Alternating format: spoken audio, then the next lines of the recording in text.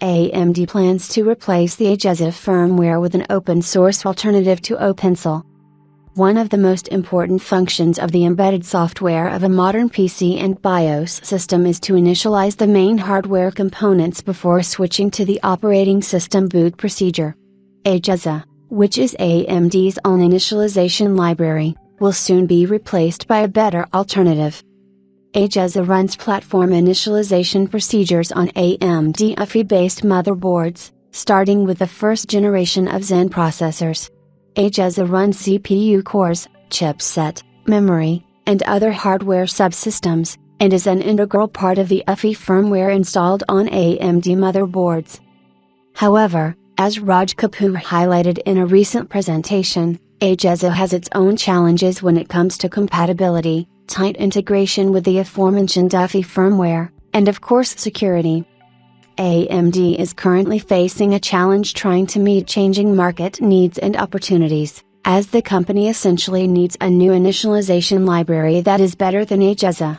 The new library should provide an extensible architecture, a simple and secure approach to hardware initialization, an independent and scalable technology that can run on any x86 solution, and finally, it should be open source.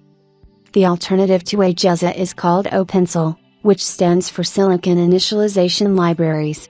openSIL is written in C17, can be integrated with any x86 firmware available on the market, and is more lightweight, so it provides fewer security problems compared to the AGESA plus UEFI combination. AMD has been working on openSIL since 2022, and I plan to use open source code from the very beginning.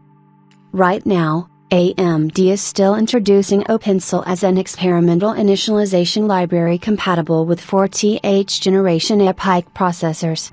The company plans to complete the evaluation phase in 2026, when openSIL will be rolled out to production on AMD's UEFI host firmware. AMD said the openSIL solution is still under development, but it is already approaching feature parity with AGESA. The new library may eventually become part of AMD's UEFI firmware for Zen, EPYC, Ryzen, and all other x86 platforms sold by the company.